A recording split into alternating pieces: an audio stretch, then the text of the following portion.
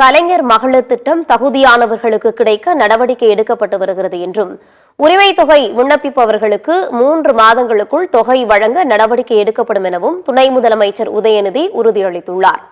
தமிழ்நாடு சட்டப்பேரவையின் 3வது நாள் கூட்டம் சபாநாயகர் அப்பாவு தலைமையில் தொடங்கியது.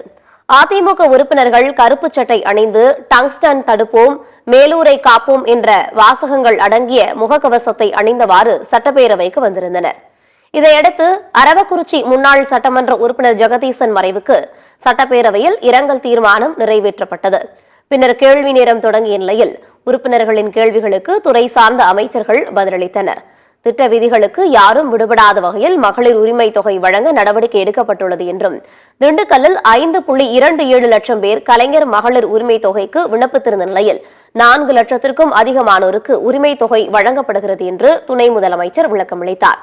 கலைஞர் மகளிர் திட்டம் தகுதியானவர்களுக்கு கிடைக்க நடவடிக்கை எடுக்கப்பட்டு வருகிறது என்றும், உரிமை தொகை விண்ணப்பிப்பவர்களுக்கு 3 மாதங்களுக்குள் தொகை வழங்க நடவடிக்கை எடுக்கப்படும் எனவும் தெரிவித்தார். இந்த உரிமை தொகை வேண்டி மகளிர் விண்ணப்பம் கொடுக்கின்றார்கள். இது பற்றிய விவரங்களை சேகரித்து நம்முடைய மாநில முதலமைச்சருடைய கவனத்திற்கு கொண்டு சென்றுள்ளோம். மாநில முதலமைச்சருடைய அறிவுரைகளை பெற்று இதுவரை பயன்பெறாமல் உள்ளவர்களுக்கு இத்திட்டத்தின் உதவிகள் கிடைப்பதற்கு தேவையான நடவடிக்கைகளை நிச்சயமாக எடுப்போம். இது குறித்து சென்ற முறை விண்ணப்பிக்க இயலாதவர்கள் புதிதாக விண்ணப்பிக்கவும், திட்டத்தின் விதிகளை பூர்த்தி செய்யும் மகளிர் அனைவருக்கும் உரிமை தொகை வழங்கவும் 3 மாதங்களுக்குள் நடவடிக்கை எடுக்கப்படும். இந்த